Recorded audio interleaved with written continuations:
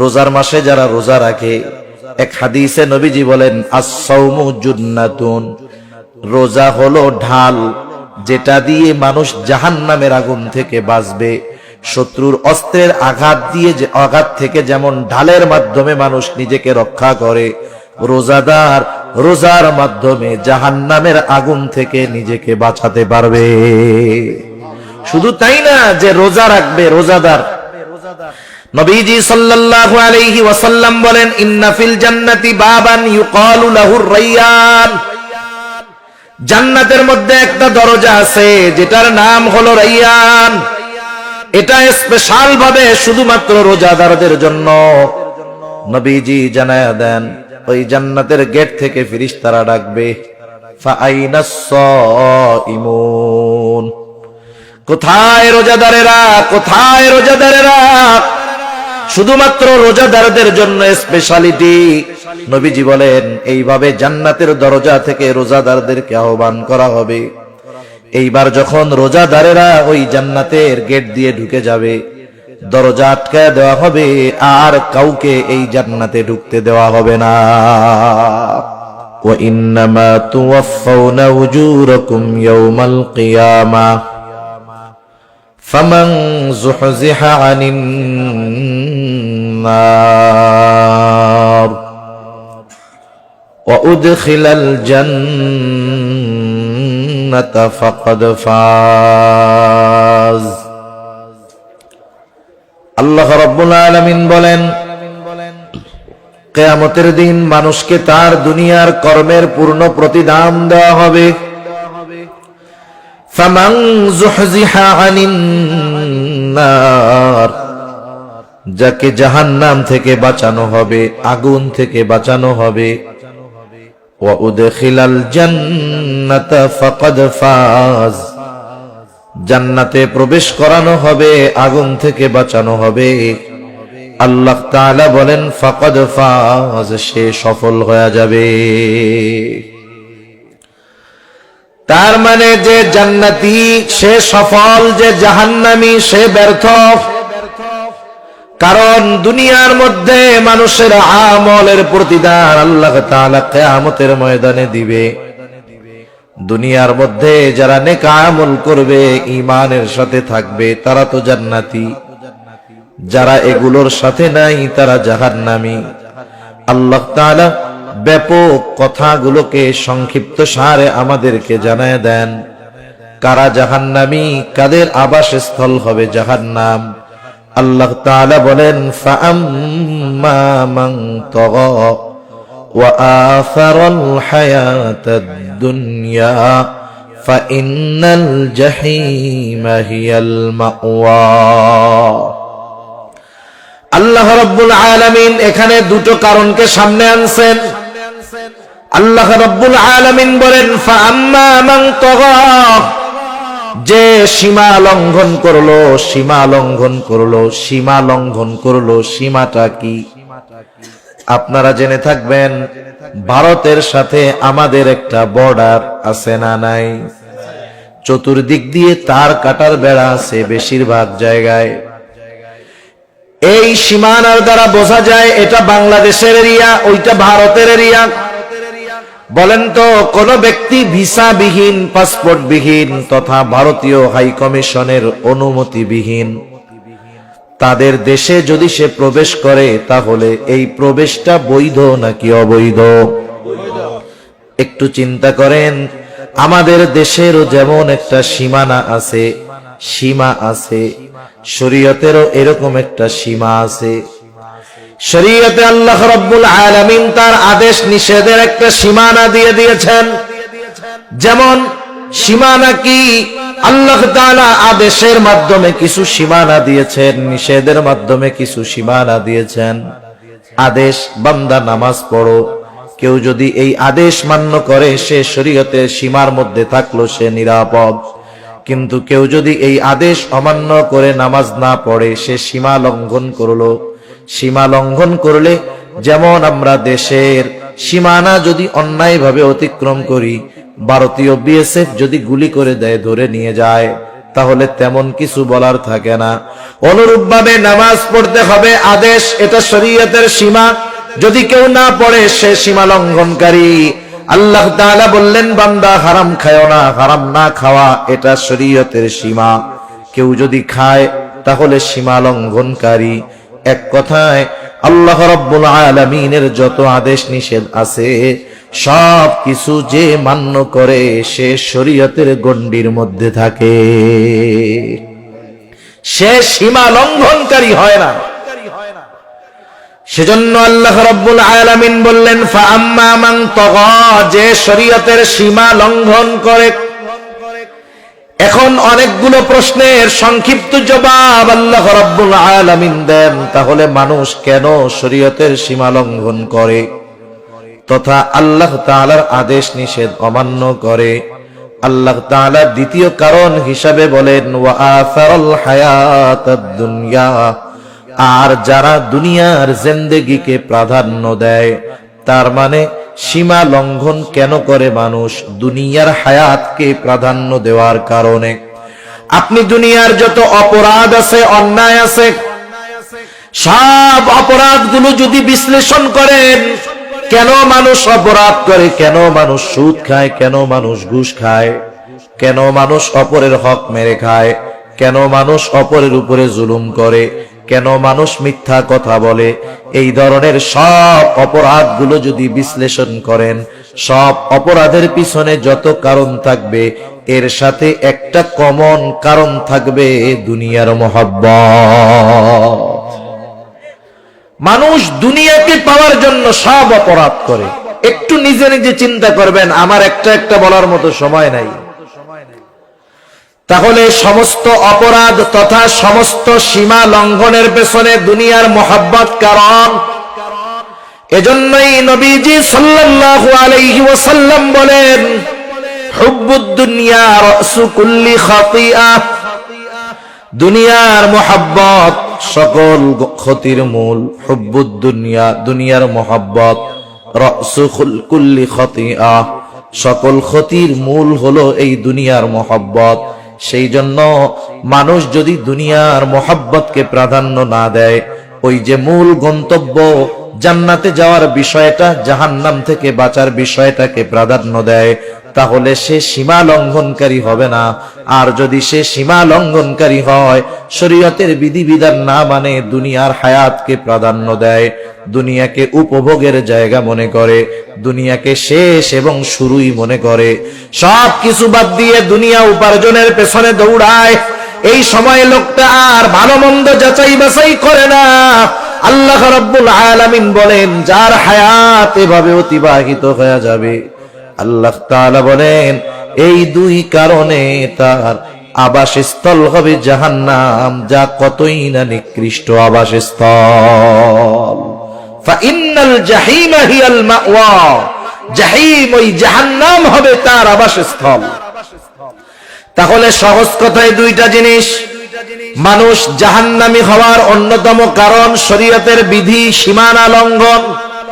কেন মানুষ শরীয়তের সীমা লঙ্ঘন করে? এর মূল কারণ হলো দুনিয়া, দুনিয়া।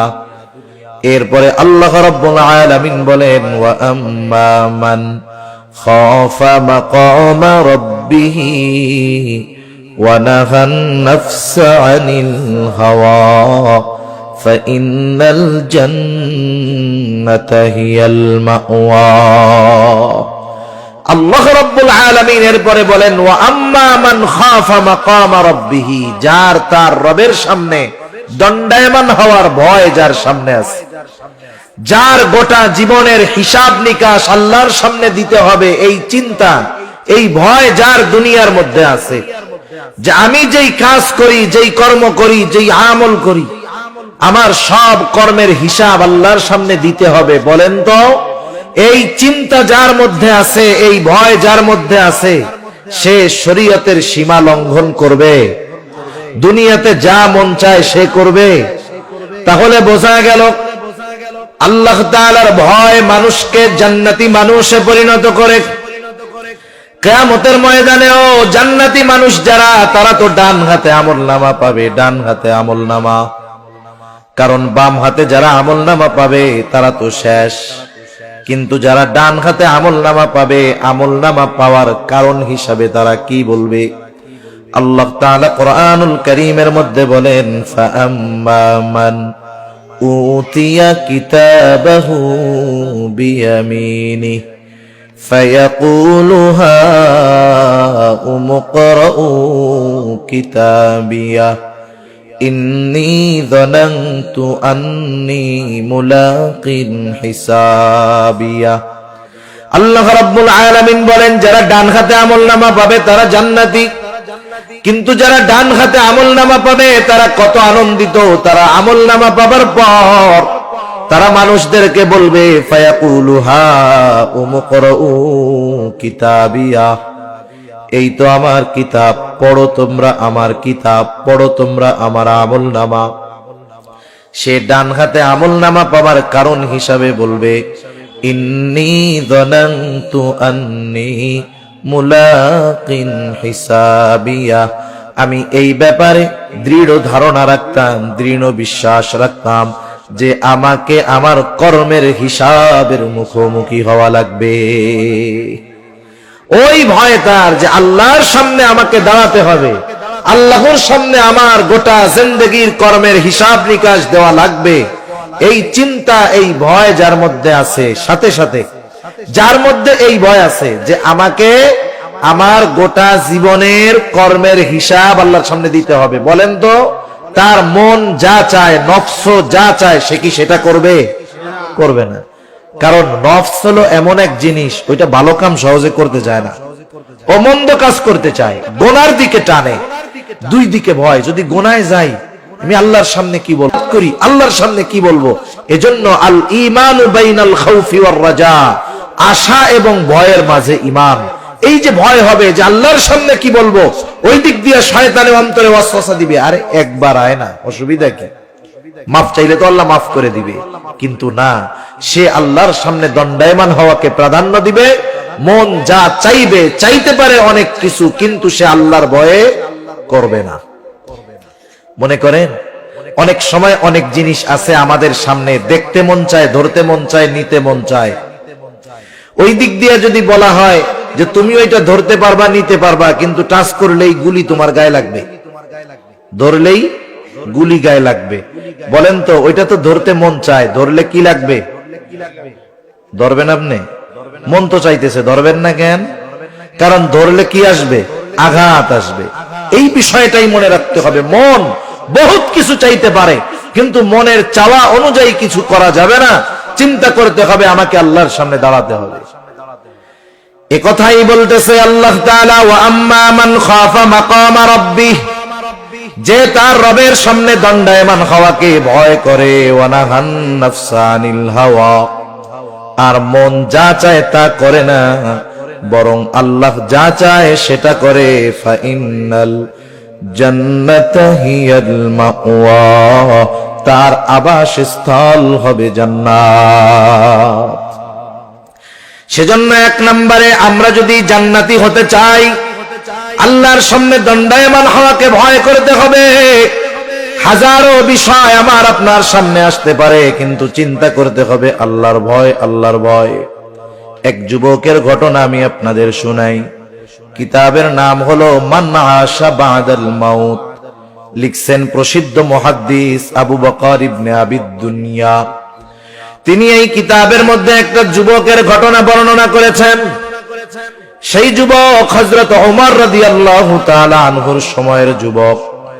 যুবকটা হযরত ওমর রাদিয়াল্লাহু তাআলা আনহুর কাছে সব সময় থাকতো, কাছে বসতো, পাশে বসতো। ওই যুবকের ছিল একটাই আপনজন, তার বাবা। তার বাবা বাড়িতে থাকতো। সে বাবার যা কিছু প্রয়োজন, সব কিছু প্রয়োজন মিটায়া সে আবার মসজিদে নববীর মধ্যে অবস্থান করত। এই যুবক যখন বাসা থেকে মসজিদে নববীতে আসা যাওয়া করত, ওমরের দরবারে আসতো। আসার পথে পথিমধ্যে একজন সুন্দরী দুশ্চরিত্রা নারী তাকে ডিস্টার্ব করত। ওই নারী ওই যুবকটাকে কাছে পাওয়ার জন্য খুব কামনা করত, আশা করত। এই যুবক তাকে পাত্তাই দিত না।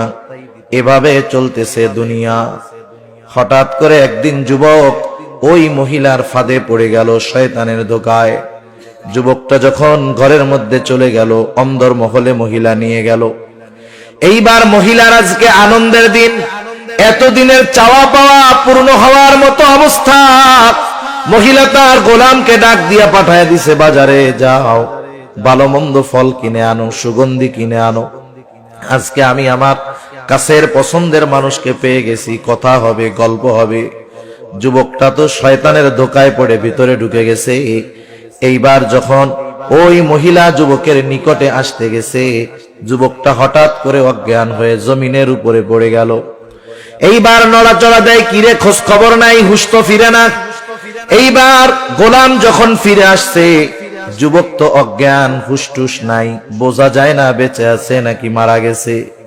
মহিলার অন্তরে যেই আনন্দ ছিল, মুহূর্তের মধ্যে চিন্তায় পরিণত হয়ে গেছে।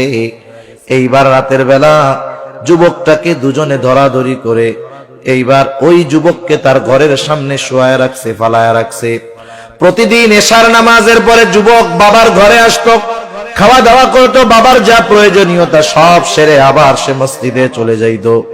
কিন্তু আজকে তো আর বাসায় আসে না, কারণ বাসায় ঢোকার আগে শয়তানের ঢোকায় পড়ে যুবক ভিতরে চলে গেছে। এইবার বাবাও চিন্তা করতেছে, কি ব্যাপার, রাত দীর্ঘ হয়, ছেলে কেন আসে না।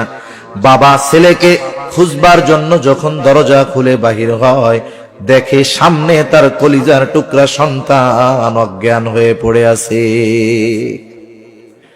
যুবক ওই মহিলা যে তাকে ডিস্টার্ব করে কাউকে কথা বলে নাই, কেউ জানে না, অজ্ঞান হয়ে পড়ে আছে। এইবার যুবকের বাবা লোকজনকে ডাক দিয়া যুবকটারে ঘরের মধ্যে আনলো। ঘরের মধ্যে আনার পর যখন তার সামান্য হুঁশ ফিরল, মানুষেরা জিজ্ঞাসা করতেছে, হে যুবক, কি হলো, কেমন করে তুমি এই জায়গায় অজ্ঞান হয়ে পড়েছিলা, কি ঘটেছে তোমার সাথে? যুবকটা কান্না করে কিছু বলে না। দীর্ঘ সময় পর বলতেছে, এই ঘটনা, আমি তো এই মহিলার ফাঁদে পড়ে গেছি, শয়তানের ধোকায় পড়ে গেছি। কিন্তু যখন আমি মহিলার ঘরের ভিতরে নিয়ে গেল আমাকে, আমি হঠাৎ করে অজ্ঞান হয়ে গেলাম। এরপরে আমার আর কিছু মনে নাই। ওই জায়গায় একজন বিচক্ষণ বুদ্ধিমান লোক, সে যুবককে প্রশ্ন করে, যুবক, তুমি যে মহিলার ঘরের অন্দর মহলে গেলা, সেখানে সে আর তুমি ছাড়া কেউ ছিল নাকি? বলে না। তাহলে কেমন করে তুমি ওই অবস্থার থেকে ফিরে আসলা? যুবকটা বলতেছে, আমি যখন ওই মহিলার একেবারে কাছাকাছি চলে গেলাম, হঠাৎ করে আমার কোরআনুল কারীমের একটা আয়াত মনে পড়ে গেল। এইবার লোকটা বলে, কোন আয়াত? এইবার লোকটা বলতেছে, কোন আয়াত? যুবকটা বলে, আয়াতটা হলো, ইন্নাল্লাযীনা তাকাউ ইযা মাসসাহুম তাইফুম মিনাশ শাইতানি তাযাক্কারু ফাইযা হুম মুবসিরুন। যুবকটা বলতেছে, আমার এই আয়াত মনে পড়ে গেল। এই আয়াতের সারমর্মটা এরকম, যারা মুত্তাকি, আল্লাহকে ভয় করে, মন যা চায় তা করে না, বরং আল্লাহ যা চায় তাই করে, এরা যখন শয়তানের ধোকায় পড়ে যায়, যখন শয়তান তাদেরকে ধোকায় ফেলায় দেয়, ইন্নাল্লাযীনা তাকাউ ইযা মাসসাহুম তাইফুম মিনাশ শাইতান, শয়তানের ধোকায় পড়ে তারা যখন ঘোরের মধ্যে পড়ে যায়, এমন অবস্থার মধ্যে পড়ে যায় যেখানে গুনাহ থেকে ফেরানোর জন্য কোনো মানুষ থাকে না, যেখানে গুনাহ থেকে ফেরানোর জন্য কোনো ব্যবস্থা থাকে না। আল্লাহ তাআলা বলেন, ইযা মাসসাহুম তাইফুম মিনাশ শাইতানি তাযাক্কারু ফাইযা হুম মুবসিরুন। আল্লাহ তাআলা আল্লাহর কথা তাকে স্মরণ করায়া দেয়। শুধু তাই না, তাকে আল্লাহ এমন দূর দৃষ্টি খুলে দেয়, যেই অন্তরের দৃষ্টি দিয়ে এমন কিছু সে দেখতে পায় যা দুনিয়ার কেউ দেখতে পারে না। যুবকটা কথা বলে কান্না করতেছে, কান্না করতেছে, আর বাবাকে বলতেছি, বাবা, আমি যদি রাতের মাঝেই মারা যাই, আপনি ভোর হওয়ার আগেই আমার দাফন করে দিবেন। ঘটনাক্রমে যুবকটা মারা গেল। এইবার যুবকটাকে দাফন করে দিয়ে আসলো তার বাবা। হযরত ওমর রাদিয়াল্লাহু তাআলা আনহু পরের দিন সকালে দেখেন যুবকটা নাই। কারণ ক্লাসের মধ্যেও বিষয়টা এমন, উস্তাদ শিক্ষক কিছু ছাত্রর প্রতি আলাদা একটা নজর থাকে। সবাই আসছে, ওই ভালো ছাত্রটা আসে নাই। শিক্ষক বলে তোদের পড়ায়া কি হবে, যারে পড়ামো সেই তো আসে নাই, পড়া আগের জায়গায় থাকলো। বলে না এরকম? আরে যারে পড়াবো সেই তো আসে নাই, তাহলে থাক, কালকের পড়া আবার। আবার সে যদি একা আসে, বাকি কেউ যদি নাও আসে, স্যার বলে ওগুলো আসাও যা, না আসাও তা, তুমি আসছো এটাই যথেষ্ট, সামনে পড়ায়া দেয়। মানে শিক্ষকদের কিছু ছাত্রের ব্যাপারে ভালো দৃষ্টি থাকে, তাদের উপরে নজর থাকে। স্বাভাবিকভাবে যুবক মানুষ যদি নেককার হয়, ভালো হয়, পরহেজগার হয়, এলাকার মানুষও তাকে মহব্বত করে, ভালোবাসে, মানুষের নেক নজরে সে থাকে।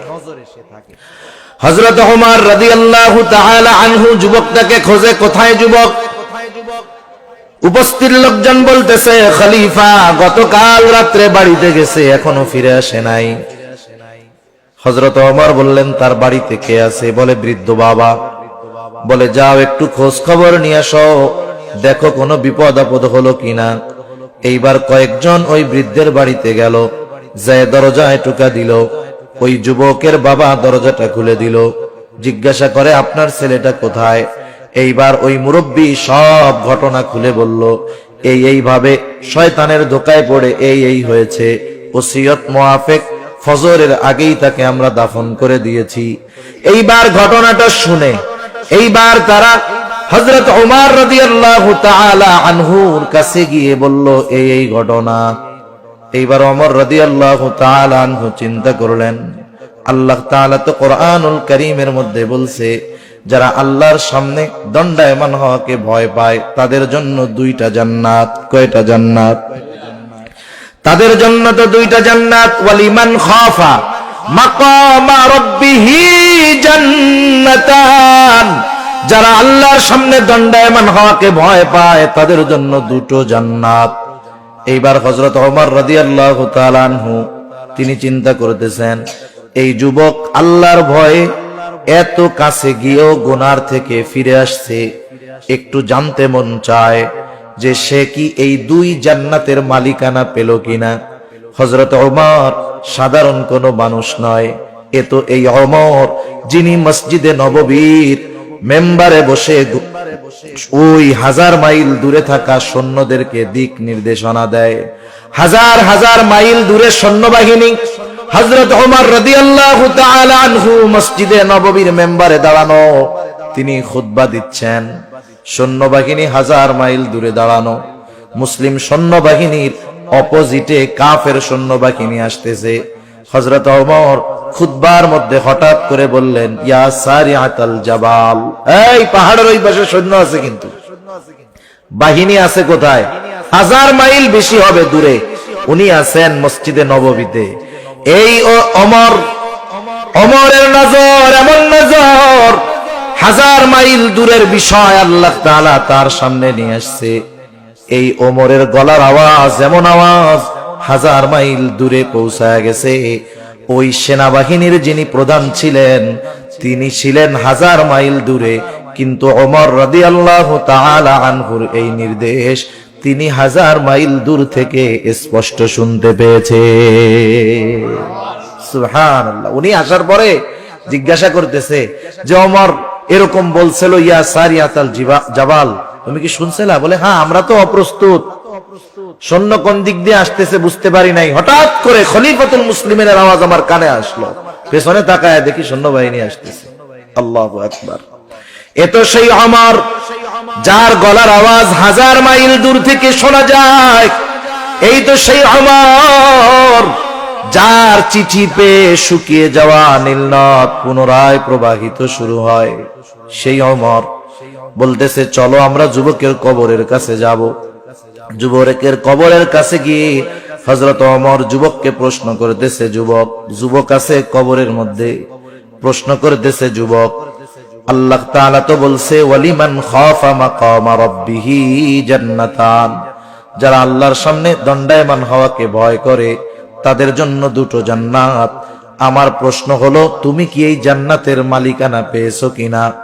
এইবার ওমর এই প্রশ্ন করার পর সব নিশ্চুপ নীরবতা। সকলে চিন্তা করতেছে ওমরের মাথাটা খারাপ হয়ে গেল নাকি, কবরের মানুষ কথা বলবে কেমনে। সবাই চুপ, নিশ্চুপ নীরবতা। হঠাৎ করে সবাই স্পষ্ট আওয়াজ শুনতে পায়, বলতেছে, ও ওমর, আমার আল্লাহ আমাকে এই 2 জান্নাতের মালিকানা দিয়ে দিয়েছে।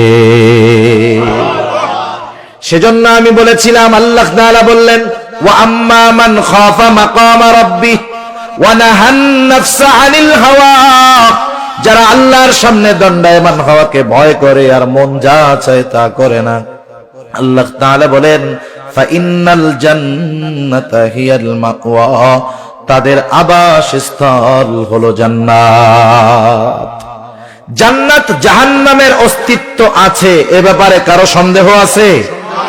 কারণ জান্নাত জাহান্নাম দর্শন করে এসেছেন এমন ব্যক্তি যিনি গোটা জিন্দেগিতে কোনোদিন মিথ্যা কথা বলেন নাই।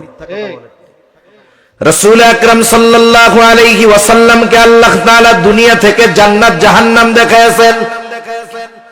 রাসূলুল্লাহ সাল্লাল্লাহু আলাইহি ওয়াসাল্লাম নামাজে দাঁড়ায় গেছেন সাহাবাদেরকে নিয়ে। সূর্যগ্রহণের নামাজ অথবা সালাতুল ইস্তিসকা, বৃষ্টি প্রার্থনার নামাজ।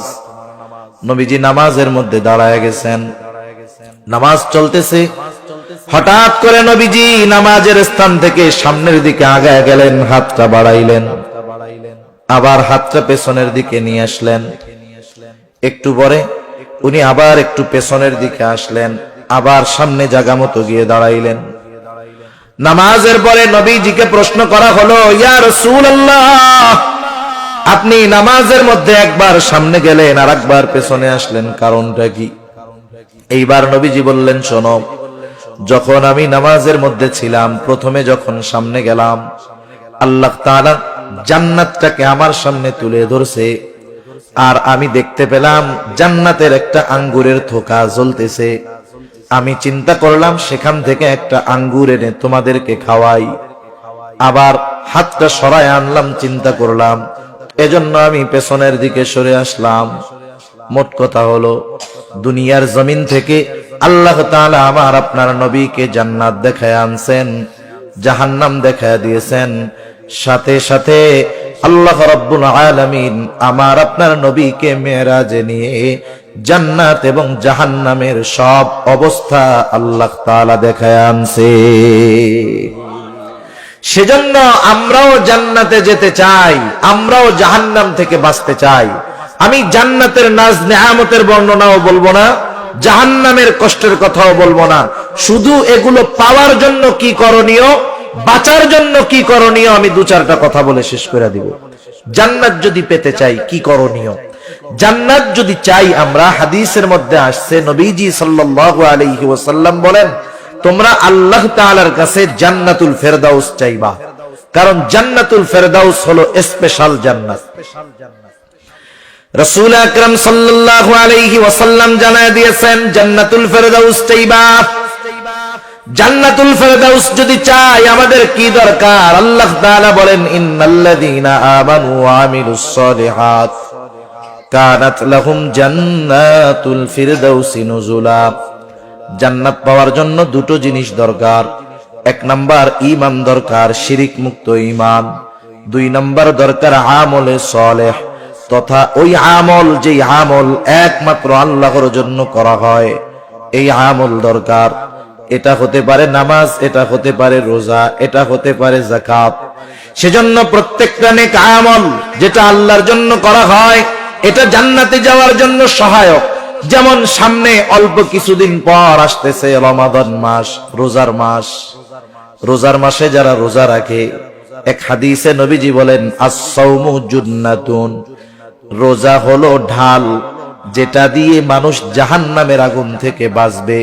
শত্রুর অস্ত্রের আঘাত দিয়ে, আঘাত থেকে যেমন ঢালের মাধ্যমে মানুষ নিজেকে রক্ষা করে, রোজাদার রোজার মাধ্যমে জাহান্নামের আগুন থেকে নিজেকে বাঁচাতে পারবে।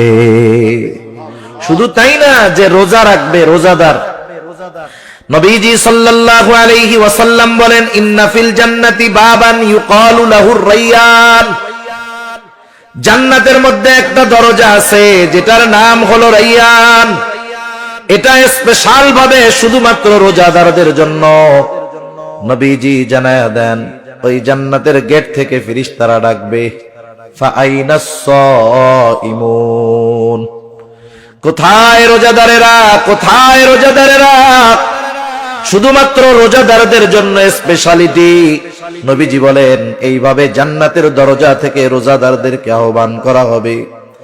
এইবার যখন রোজাদারেরা ওই জান্নাতের গেট দিয়ে ঢুকে যাবে, দরজা আটকায় দেওয়া হবে, আর কাউকে এই জান্নাতে ঢুকতে দেওয়া হবে না। তাহলে আমি যে কথা সোজা বলতে চাচ্ছি, যে আমাদের ঈমানকে পরিশুদ্ধ করা, সাথে সাথে নেক আমল করা, নামাজ, রোজা, হজ, যাকাত, যত ভালো কাজ আছে সব ভালো কাজগুলা হলো জান্নাতে যাওয়ার পাথেও। মনে রাখবেন, মানুষের কিন্তু ভালো কাজ করার জন্য নফস সায় দেয় না। কিন্তু নফস যদি বলে, আরে ফজরের নামাজে উঠা কষ্ট করে নামাজ পড়বি, আর একটু শুয়ে দেখ, নফসে তো এটা বলবে। কিন্তু আমি কি নফসের তাবেদারি করব না আল্লাহর হুকুম মানব? নফসের সাথে লড়াই করতে হবে আমাদের। তাহলে কি হবে? জান্নাতে যাওয়া সহজ হবে। এবার জাহান্নাম থেকে বাঁচার জন্য কি করণীয়? হায় হায়, জাহান্নাম তো কঠিন এক জায়গা। মানুষ মৃত্যুর পরে, হাদিসের মধ্যে আসছে, কারো কবর হয় জান্নাতের বাগান, কারো কবর হয় জাহান্নামের গর্ত। কারো কবর হয় জাহান্নামের গর্ত, কারো কবর হয় জান্নাতের বাগান। যার কবর জান্নাতের বাগান হবে, সে মনে করবে এটাই মনে হয় জান্নাত। খুশির ঠেলায় মনে করবে আমি তো জান্নাতে চলে আসছি। এবার ফেরেশতা এসে বলবে, আরে না মিয়া, এটা জান্নাত না, তোমার আসল অবস্থান স্থল জান্নাত, সেটা তো তুমি আরো পরে পাবা। কিয়ামত কায়েম হবে, এরপরে তোমাকে তোমার আসল ঠিকানায় দেওয়া হবে। আর তুমি যেটা দেখতেছো এটা জান্নাতের তুলনায় কিছুই না। অথচ সে মনে করতেছিল জান্নাত, কারণ এর চাইতে নেয়ামতের কিছু আর হতে পারে না। আবার কারো কারো কবর হবে জাহান্নামের গর্ত, কারো কবর হবে জাহান্নামের গর্ত। সে মনে করবে এটাই মনে হয় জাহান্নাম। তাকে জানানো হবে না, তোমার আসল আবাসস্থল তো এটা নয়। জাহান্নামের শাস্তির তুলনায় তোমার কবরের এই শাস্তি কিছুই না। এইবার ওই লোকটা বলবে, আল্লাহ আপনি কিয়ামত কায়েম কইরেন না, আপনি বিলম্ব করেন। শুধু তাই না, এই যার কবরে আযাব হচ্ছে, সেও তো কিয়ামতের ময়দানে উঠবে, উঠবে না?